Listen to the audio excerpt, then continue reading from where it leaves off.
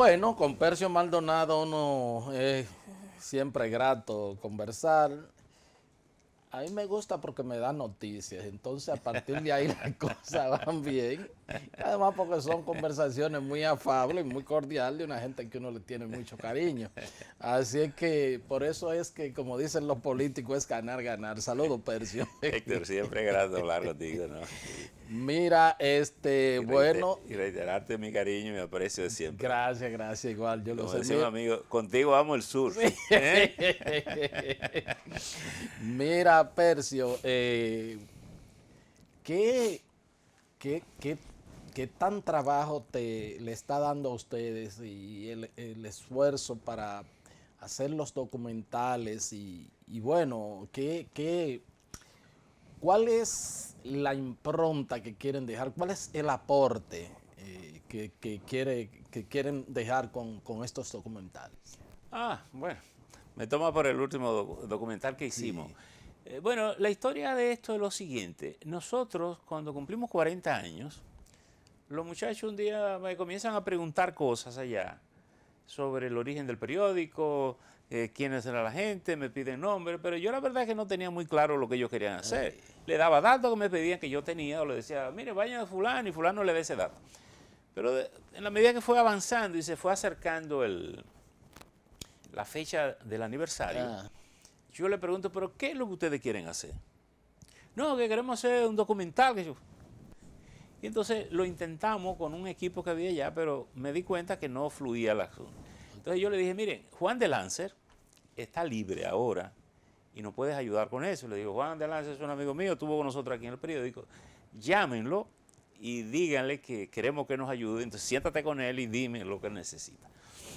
Entonces Percio Zuli, mi hijo, lo llamó, se reunió con él, me dijo, Juan está dispuesto a ayudarnos.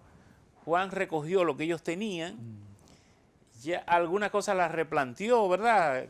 Conociendo, teniendo él su capacidad de formación cinematográfica, eliminó algunas cosas, regrabó algunas otras cosas, y entonces hicimos un primer documental sobre el 40 aniversario del Nuevo Diario, contando un poco la historia del Nuevo Diario.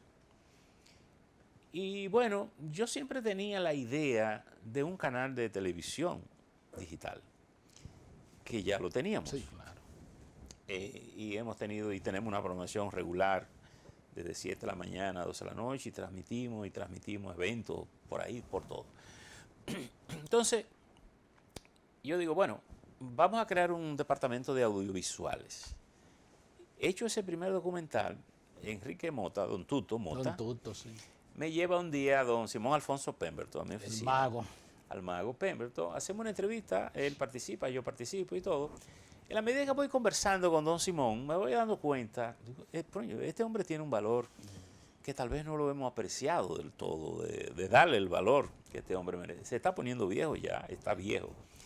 Y bueno, y muchas anécdotas, vamos recogiendo, vamos grabando, y le digo a Tuto, pero este hombre da un documental para eternizar un poco su trabajo, porque creo que Simón Alfonso Pemberton posiblemente es un narrador inigualable en el mundo de la hípica mundial. Yo lo creo que sí. Yo lo creo que sí. Y entonces grabamos incluso con unas camaritas sencillas porque no teníamos originalmente el plan de hacerlo. Pero después entonces comenzamos a ya tomárnoslo más en serio. Hicimos un documental con él. Tuto hizo un relato de su vida. Detectó las personas clave que trabajaban con él, que conocían la hípica. Bueno, hicimos un documental sobre Simón Alfonso Pemberton, que nos dio muy buen resultado y recibimos muy buen feedback de la gente.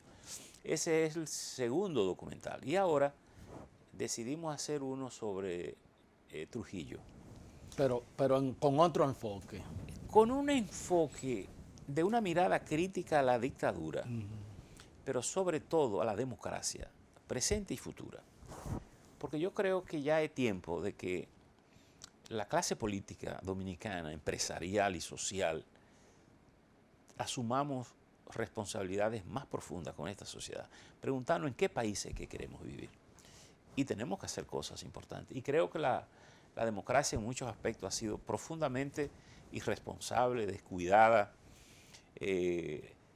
con poca visión de colocar a este país en una línea mucho más, de mucho mayor dignificación de la gente.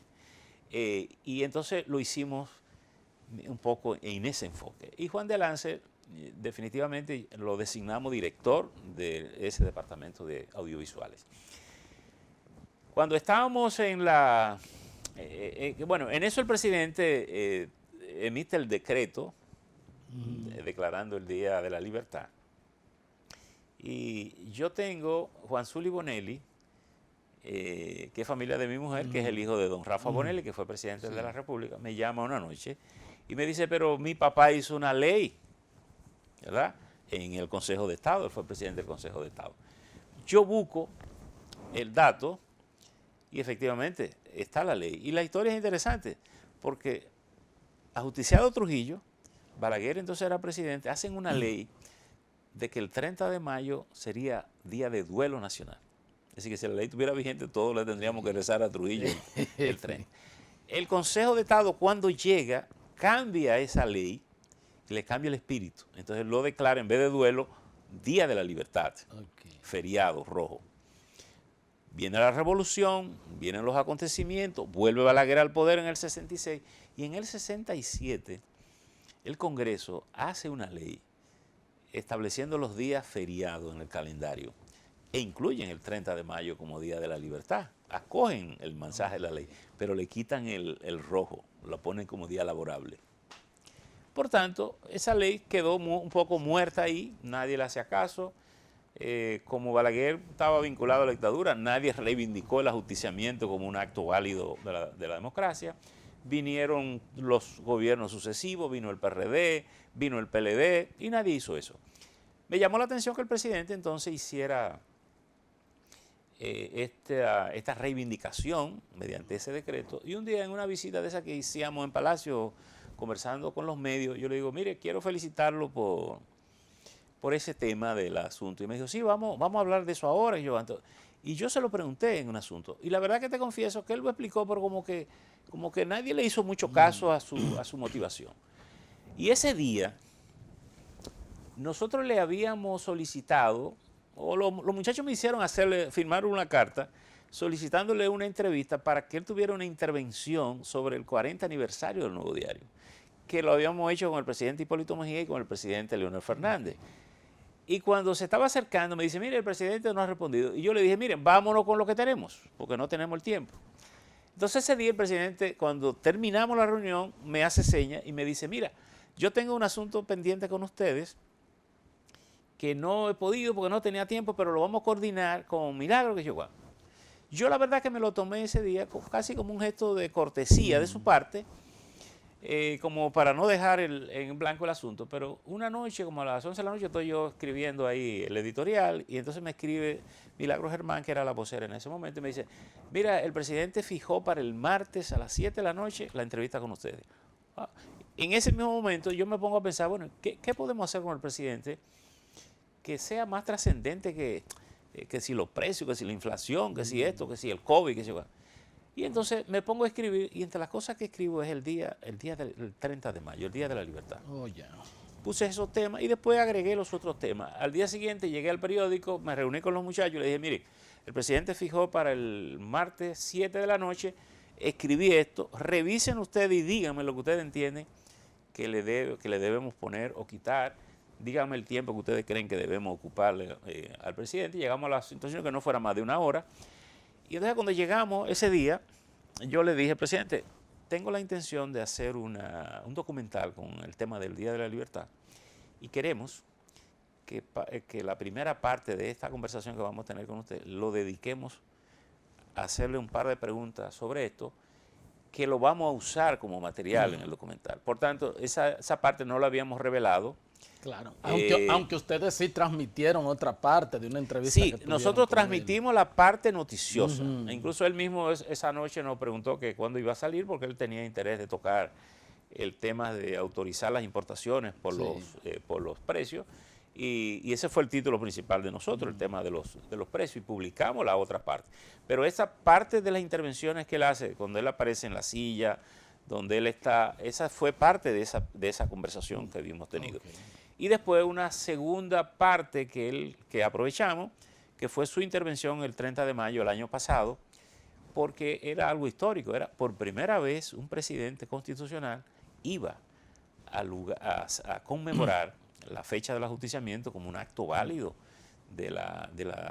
digamos, de haber ajusticiado la dictadura. Y eso nos pareció tener un valor.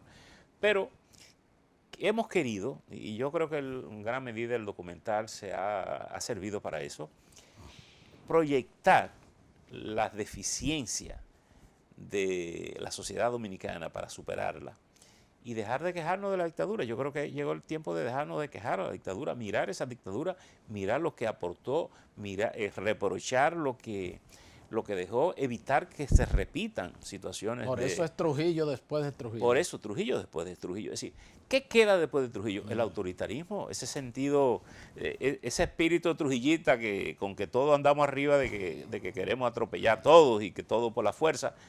Y bueno, el presidente dijo hasta en el gobierno. Claro, hasta la forma y esa pleitesía que hay con los poderes y los funcionarios creyéndose que son príncipes de la corona. Entonces, todo eso hay que desmontarlo. El robo hay que desmontarla, la política, la decencia hay que asumirla como una práctica colectiva, cotidiana. Ser verdaderos servidores, digamos, servidores públicos del país. Un funcionario no es más que un servidor público. Entonces yo creo que el mensaje ha sido ese. Y fue curioso porque cuando terminamos, yo le dije al presidente un día, tengo el documental hecho y a mí me gustaría que usted lo vea antes de nosotros hacerlo público. Sobre todo porque había una parte que tenía que ver con él. Él me dijo, sí, la vamos a coordinar con fulano. La cuestión es que él nunca me avisó y él nunca lo vio. Nunca se lo... O sea, no lo vio antes de Él no lo vio nunca se lo presenté. La verdad es que él tampoco se interesó demasiado en verlo antes, ¿eh? Y tal vez le agradezco eso, porque si lo ve antes a lo mejor quiere que le quitemos algo, yo no lo sé. Pero debo decirte que tuvimos la suerte de que él no se interesó, o no se interesó por el cúmulo de trabajo, no se interesó porque no quería dar la absoluta libertad de nosotros hacerlo. Pero ¿qué ocurre? Cuando estamos ya buscando los espacios donde vamos a presentar, fuimos a la Universidad Nacional Pedro Enrique Sureña, la Universidad Autónoma, vimos la Cancillería, vimos la Biblioteca Nacional, vimos, no me acuerdo cuál otro escenario, vimos hotel, vimos el Teatro Nacional, todo. Indagamos, pedimos presupuesto, pedimos cosas. Y entonces, un día me dice mi hijo, vamos a llamar a Lendorf para que nos ayude a montar el acto, es decir, las invitaciones, a quien invitamos. Y entonces Lendorf va a verme, nos reunimos ahí y él me dice, señores, pero el mejor lugar de eso es el Palacio Nacional. ¿Cómo? Le digo. ¿Y tú crees que presten eso para eso? Sí, pero vamos a intentarlo, dice, vamos a intentarlo. Entonces, y él da la motivación. Efectivamente, le hicimos una carta al presidente, le hicimos una carta al ministro Paliza, solicitándole el escenario del Palacio Nacional, porque creíamos que siendo el Palacio el centro del ejercicio del poder, una mirada crítica al ejercicio del poder, tal vez ese era el mejor lugar. Y la verdad que ellos respondieron positivamente, nos ayudaron a montar y se montó, yo creo que fue todo un éxito. El lunes lo presentamos en Naciones Unidas, en la sede de la UNESCO, en la en UNESCO, París, en Francia. En Francia. Ya tenemos un recorrido que va a andar por varias universidades. Ya ahorita vi que me mandaron en la agenda la Universidad Unicaribe, creo que la Universidad Nacional Pedro Enrique Sureña se va. ¿Qué se va a hacer? A proyectar el documental y a generar una discusión entre estudiantes y profesores sobre el tema del autoritarismo, la democracia, y yo creo que ese es el valor que queremos dejar. Qué bien, ¿no? Excelente. En la agenda tenemos, porque la idea es tocar todos los temas importantes que el país tenga y agregar valor a nuestro ejercicio privado. Ahí se está montando otro, dentro de poco lo vamos a tener listo, sobre Tomás Troncoso. Ah, don Tomás Troncoso. Una leyenda también. Una leyenda del béisbol. Fíjate cómo pasamos de áreas diferentes. Sí. E incluso interesante porque entre las intervenciones que ha habido ahí hay incluso revelaciones de tipo política de algunos de los actores, como Felipe Rojas Saló y esas cosas que van a intervenir en el lugar, Juan Marichal y toda esa gente. Interesante. Entonces, bueno. Y todos ellos intervienen ahí. Todos ellos intervienen. Entonces, ¿cuál es la idea? Y fíjate que estamos hablando de personas que en sí mismos dan ellos un Así documental mismo porque es, tienen una así. historia importante. Por sí solos son ellos. Y yo te voy a decir una cosa, Héctor. Tú que siempre estás. Yo creo que el Estado dominicano, el empresariado dominicano, los medios de comunicación, tenemos que hacer un esfuerzo por levantar la estima del pueblo dominicano. Claro. El país tiene casi una magia que a veces no sabemos detectarla. Y a veces dejamos que la gente piense que vive en el peor país del mundo. A veces tú oyes al dominicano hablando y parecería que él cree que él vive en el peor país del mundo. Entonces tú tienes todo el resto afuera que quiere venir para acá. Y cuando viene se entusiasma acá. Y tú dices, ¿qué cosa ve ese que viene de fuera que tú no ves? Y uno cuando sale y habla con gente en otros países... Pero, ojo, tú dices, ¿eso es a nivel de la gente de a pie? Sí. Pero a nivel del capital, la gente del dinero, el capital dominicano no está en el principal negocio del país, que es el turismo. Así es. Excepto Frank Rainieri, aliado con un grupo extranjero. Pero lo que te quiero decir es, hay que promover que todo eso ocurra. Percio, pero yo te voy a decir una cosa, y ya que tú traes eso tan importante, un renglón que descubrieron la gente de dinero de este país, es de que aquí tenemos una medicina en la más alto nivel, pero tuvo que descubrirse, ¿tú sabes por qué? Con el tema del coronavirus. Porque, y eso lo conversé, y me lo han dicho muchos ejecutivos de alta, o sea, de centro aquí, de muy avanzados, centros clínicos, que dice, bueno, que aquí generalmente todo el que se quería hacer un chequeo, todo el que se va del país, ¿verdad? Y entonces, ahora con el COVID, algunos resultaban positivos, no había posibilidad de tú viajar a Nueva York, a qué sé yo dónde, a Miami, y entonces me han dicho que inclusive algunos ya se han quedado y tienen su expediente abierto. Pero y yo te diría que alguna de esas actitudes es parte de ese desprecio interno. Eso es lo que te estoy Hay que diciendo. recuperarlo. Y a propósito que tú mencionas lo de la medicina, yo siempre he reiterado en más de una ocasión que este país tiene una infraestructura hospitalaria superior a la que necesita para tener un buen servicio de salud. Y le digo a alguna gente para que no... Desde la dictadura, tú eres de una provincia. Sí, yo claro, también. Claro. En mi provincia había un hospital. Claro, en mi provincia había un hospital y cuando don Antonio asumió la presidencia, entonces se construyó también una clínica rural. Pero lo que te quiero decir es, en ese régimen de 30 años, ya teníamos en cada provincia un hospital. Y tú dirás, bueno, la población crece, sí, pero la medicina también se moderniza y muchos de los temas por los que te internaban en esos años, ya hoy son cosas que se tratan de manera ambulatoria. Ahora, ¿qué le falta a esa estructura, a veces sobreabundada que tenemos de hospital y de cosas? Gerencia, calidad, compromiso, inversión, que además el único sector que autogenera lo que necesita es la salud. Sí. Pero todavía tú tienes hospitales públicos que no pueden facturar los servicios. Así es, así es. Es decir, que si yo voy accidentado, yo ando aquí con mi cartera, con un seguro, me salvan la vida, me atienden, pero no me pueden cobrar porque no están habilitados. Eso es así. Así es. Pero el que habilita es el Estado. Sí. Y entonces habilita una cantidad de cliniquitas por ahí que sí pueden facturar. Así es. Lo que te quiero decir es que el país necesita ser gerenciado. Tiene que eliminar esa burocracia excesiva que nos tiene acogotado. Y creer más en nosotros. Y creer más en Ese es un buen mensaje. Bueno, pues déjame solicitarte la anuencia para ir a una pausa y entonces un poco hablar de un tema más también con visiones autoritarias, porque de eso es lo que se trata todo. Pausamos.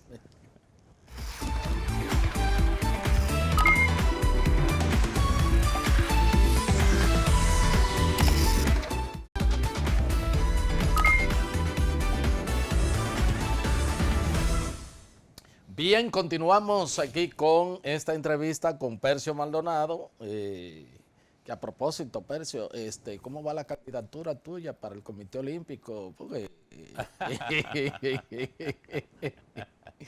me preocupa eso, presidente de Nuevo Diario. Usted lo ha dicho, presidente bueno, de la Federación Dominicana de Tenis, a nivel también de la región. Y eso como con lo del presidente se pega mucho. Y además tú has estado hablando mucho con el presidente Abinader en estos días. Que es bueno ser presidente hasta de la República. No, el Comité Olímpico tiene elecciones en diciembre. Hay mucha preocupación con el tema del movimiento olímpico, sobre todo de la imagen del comité. Pero bueno, conversando con las federaciones y todo, porque yo creo que es a la estructura olímpica que le corresponde, digamos, higienizarse, sanarse, revisarse y asumir responsabilidades. Yo diría que... Ahí también podemos dar más de lo que damos como país. Pero claro, no. Pero mira, si el país tiene potencial en un área, es en el área deportiva. Incluso por el talento en las distintas disciplinas, fíjate, nosotros en per cápita, nosotros tenemos más beisbolistas en Major League Baseball que los Estados Unidos. Los Estados Unidos, así es. Toma en cuenta el tema tenemos presencia en la NBA de los Estados Unidos, pero no unos muchachos jugando, estrellas sí, del asunto. Tenemos gente en el fútbol, tenemos gente en el tenis, tenemos gente en el atletismo. Mira esta muchacha, estos muchachos andan en el atletismo, eso es una cosa. Como dice, de la nada, como la abuela Milagro, haciendo pan de la nada. Sí, que después que el Estado, después que ellos irrumpen y demuestran su talento, entonces que el Estado se da cuenta de la joya que pero aún así, tampoco tenemos una política ni siquiera para eso. Y yo digo a veces que el país vive escaseando en medio de la abundancia. ¿Ok? Entonces, el país tiene que ser bien repensado desde el punto de vista... Incluso he sugerido la idea de unidades de pensadores. Este país necesita unidades de pensadores en áreas diferentes que los ayuden a capitalizar el potencial que tiene, sobre todo que lo organice, que lo planifique. Todo es un poco de improviso. Claro. Tú le preguntaras al Ministerio de Deporte, al Comité Olímpico y a cada uno de los federados, ¿cuál es el plan deportivo nacional? Y tendrá tantas respuestas diversas como tantas personas pregunten. Y eso no es posible. Eso no es posible. Entonces, yo te digo, bueno, si tenemos una inversión que hacemos, ¿cómo la estamos haciendo? ¿Por qué no la colocamos en la mesa y saber cuáles son las prioridades y todo? Porque tú no tienes ni siquiera como persona, como economía, como sociedad, como país, todas las prioridades al mismo tiempo. Tú identificas prioridades e impulsa ya. Y organiza el país y le va dando y va empujando en una dirección. Por tanto, yo no tengo, la gente siempre desde que yo entré ahí me señala como aspirante. De hecho, te debo confesar que alguna gente me ha visto con recelo siempre, porque me ve como competencia. Yo nunca he aspirado ni siquiera a vocal ahí. He ayudado a organizar cosas. La gente a veces me dice, no, pero es que yo no quiero mezclar una cosa con la otra porque crean que estoy empujando porque aspiro a ninguna posición y es una cosa legítima que puedo hacerlo. Claro.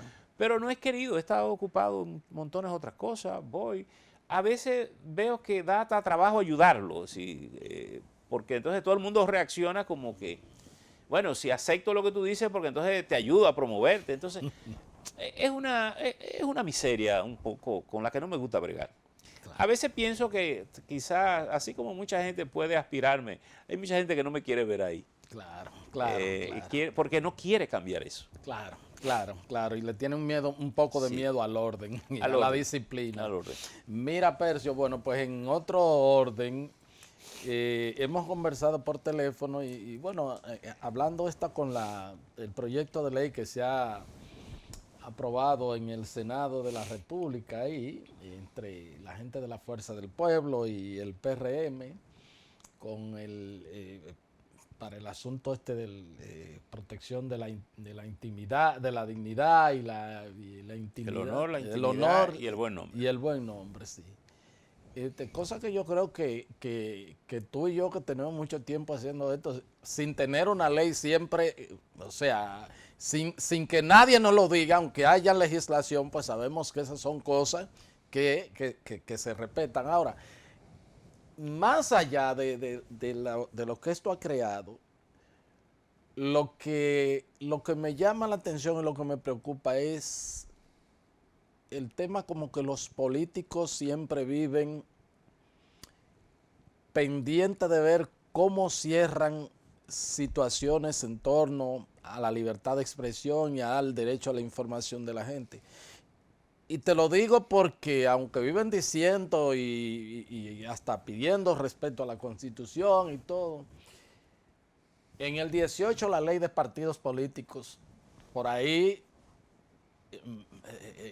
pues se metió un acápite que hubo bueno, en ese caso yo fui uno de los accionantes para con el tema de las redes sociales, dirigido solamente a los políticos en pre-campaña.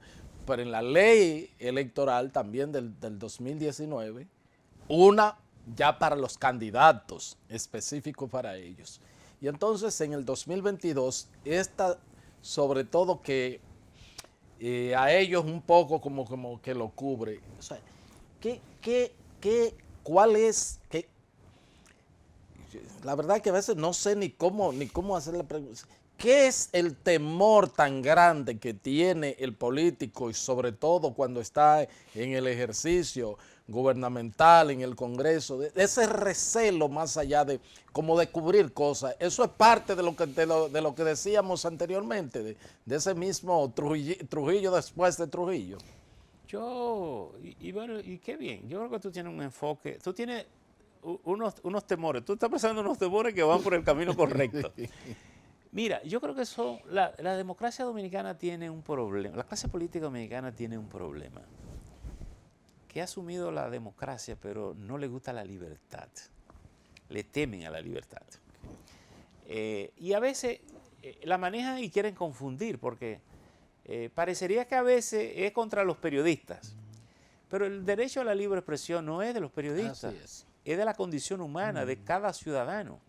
Si tú como periodista tienes este medio y me entrevista, tiene un canal, tiene los medios, tú puedes hacer como comunicador, como persona humana, una cosa que un ciudadano común no puede hacer porque no se ha formado para eso, no tiene la experiencia, no tiene el medio para divulgarla. Pero la Constitución, esa misma Constitución que preserva el honor, la intimidad y el buen nombre, en ese mismo artículo que están los derechos fundamentales, también dice que el ciudadano tiene una condición intrínseca que es la libertad de expresión. Nadie puede oponerse a que tú digas lo que tú estás pensando, porque sería inadmisible. Ahora, si tú dices una cosa que yo me siento ofendido o difamado, yo tengo el derecho y existen las leyes para yo demandarte, ir a un tribunal y demandar. No existe esa necesidad, pero ¿qué pasa? Pero sí existe la necesidad de mantener bajo coacción a la libre expresión. Fíjate que esa ley que tú refieres, la 3318 de partidos políticos, reservaba para los ciudadanos hasta 10 años de prisión por una campaña negativa. Es decir, que si tú eras candidato y yo decía que tú no eras bueno porque tú eras un arrogante, pero tú eres una cosa, yo podía ir a la cárcel por 10 años. Hasta que no sabe bailar, porque eso es una... Claro, quizás tú lo ves que es negativo que yo diga que tú no sabes bailar. Tú no sabes bailar, pues yo no sabe bailar. No lo brincaron cuando es chiquito. Entonces, yo creo que ese temor es el que se expresa en esta ley. Y yo he dicho que he tenido que estar conversando sobre esta ley, que a mí más que el contenido difuso, peligroso, que implica una redacción flexible, que deje en manos de interpretación de un juez lo que va a hacer contigo, si te va a madrinar, si te cierra la boca, si te ahorca. Es un espacio peligroso porque tú se le está abriendo institucionalmente a un gobierno que no sea respetuoso de los derechos humanos para que violente los derechos de los ciudadanos y el ejercicio de la libre expresión de los medios y todo. He dicho que lo más revelador de este proyecto es la confluencia de los partidos para ponerse de acuerdo rápido cuando hay que coartar la libertad de la gente. Así es. ¿Okay? Eso es lo peligroso. Esa es la señal más importante. Bueno, ¿Okay? y se pone... Pero además con un peligro, y tú lo has mencionado ahora. Ese peligro también refiere e implica que hay una resistencia esencial en no acoger los mandatos del Tribunal Constitucional. Así es. Porque el Constitucional se ha pronunciado muy recientemente sobre esos temas. Se pronunció con el recurso que ustedes incoaron, del que tú fuiste parte, de la Ley 33. Se pronunció cuando se declararon inconstitucionales la prisión para los periodistas de la Ley 6132, que todavía mantienen lo de cuando el presidente o el cuerpo diplomático, lo que también es un absurdo que hay que eliminar de esa ley. Y también cuando se han tocado el tema de la ley electoral, que la Constitución se ha dicho. Pero más recientemente, el Constitucional se pronunció sobre el tema de las noticias publicadas y personas que después quieren que se la borren de los medios para ya ese nombre. Es decir, el Constitucional ha sentado demasiado precedente como para que el Congreso tenga el suficiente cuidado cuando va a hacer un proyecto de ley de esta naturaleza que toque un derecho esencial como es el de la libre expresión, por lo menos tener el cuidado de debatirla y conocerlo. Y fíjate, y llama mucho más la atención aquí, el Senado uno siempre lo tenía como una instancia superior para algunos desmanes que se cometían en la Cámara de Diputados, pero ahora ha comenzado al revés. Así es. Comenzó arriba.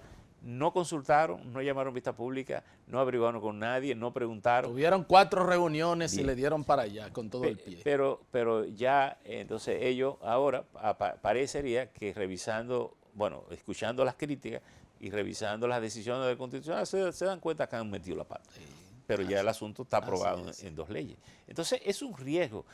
Y yo creo que un país necesita tener demócratas que garanticen el ejercicio de la democracia y que no lo vean como algo circunstancial, porque ese es un derecho que la gente se ha ganado en su lucha cotidiana. El ajusticiamiento es parte de esa lucha, la lucha democrática es parte de eso, la revolución de abril es parte de eso, la lucha de los partidos es parte de eso. Y te voy a decir una cosa. E inclusive para los propios políticos, los que llegan a diputados y a senadores, cuando en sus partidos se le quieren conculcar derechos, es a los medios para hacerle valer sus derechos. Pero qué cosa más interesante la que tú dices. Y mira cómo te voy a unir esto. Porque esto lo digo con pena y con una queja hacia los demócratas dominicanos.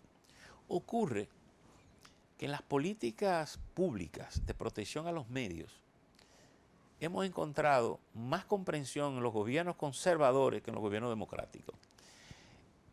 Balaguer, que es un hombre con deuda de sangre con los medios, Orlando Martínez, Guido Gil, el caso de Gregorio García Castro, para solo mencionarte algunos, y Narcisazo, que aún lo tenemos desaparecido, que no sabemos, siempre tuvo una política de protección a los medios, desde la parte impositiva, el asunto de la importación de materiales.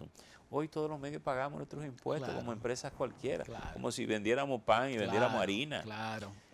Porque no se tiene a la prensa y a los medios como un valor de la democracia. No, un negocio. Pero el gobierno de don Antonio Guzmán, y siempre los propios periodistas nunca lo asumieron como tal, sino que era un gobierno conservador, tenía una claridad en su pauta publicitaria y en su pago a los medios, más que todos los gobiernos democráticos que yo he conocido.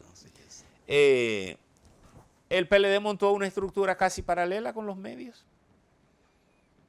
Y toda esa inversión que hizo, la prefirió hacerlo en comprar bocina y comprar cosas y no hacer una inversión en los medios de comunicación. Entonces, esas son cosas que tienen que llamarnos la atención. Es decir, no es posible que tú construyas una democracia sin medios de comunicación. No es posible. No es posible. No es posible. Y ahora, con las redes sociales, bueno, ¿qué es lo que tú le estás diciendo? Tampoco quiere que el ciudadano use sus redes para quejarse de ti.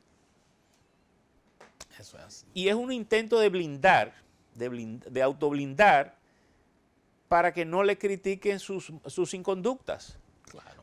Aunque ellos dicen, nosotros, en el caso de los senadores, nosotros sí podemos decir y qué sé yo cuánto, porque también se hacen párrafos.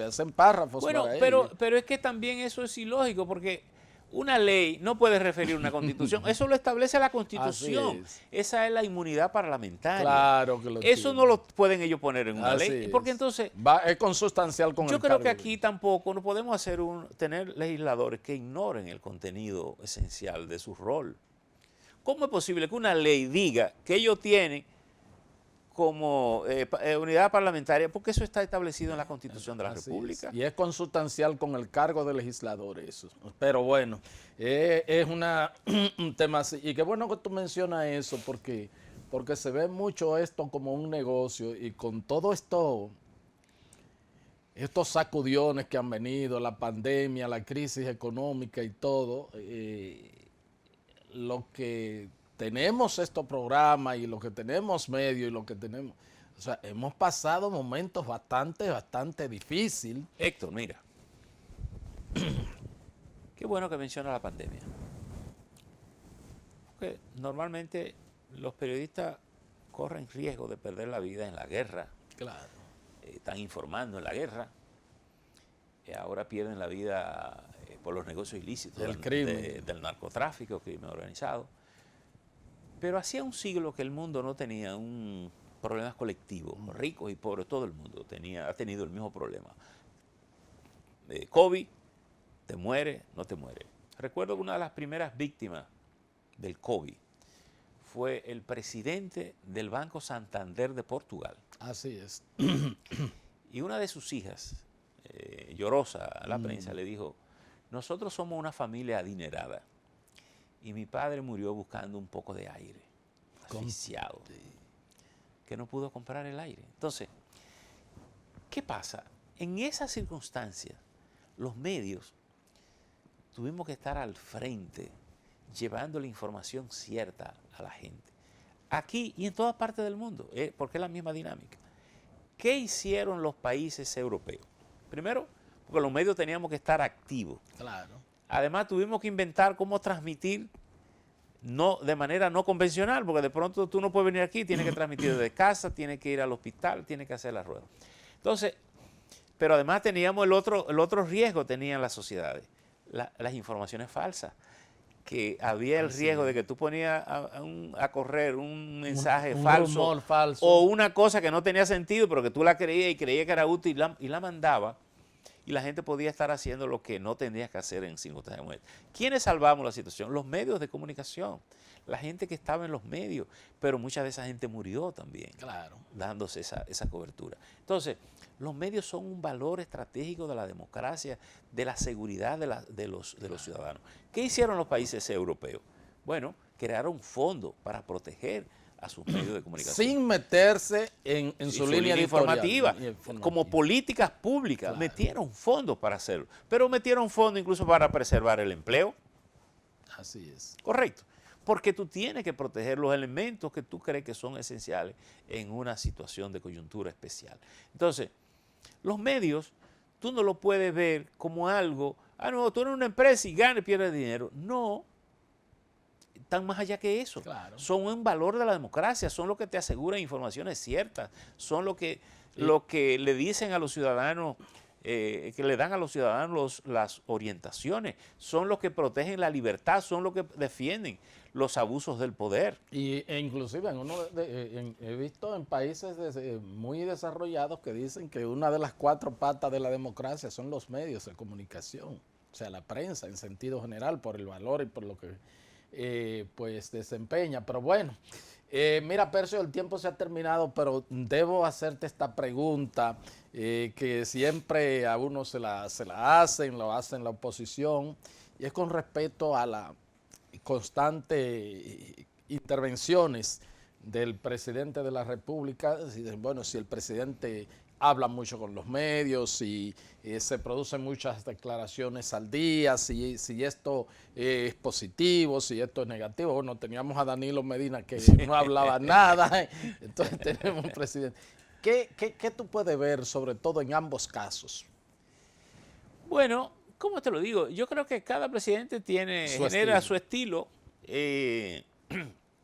Y yo, como tú sabes que fui un crítico de Danilo con respecto a no hablar con los medios. Bueno, aquí hicimos varios programas. Siempre lo he dicho, tampoco creo que un presidente tiene que hablar cada vez que alguien le coloca un micrófono en la boca. Yo soy partidario más de una línea de comunicación periódica.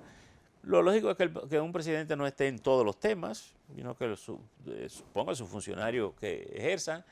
Creo que en las distintas áreas, sobre todo en coyunturas como esta, la política de comunicación de un gobierno debe ser obligar a las áreas específicas a contactar con los medios, es decir, a responder las preguntas y los temas que se presentan en la sociedad, en el orden agrícola, en el orden de la salud, en el orden de la minería, en todos los aspectos Responder, que tiene, en la economía. No mandar una nota y un video.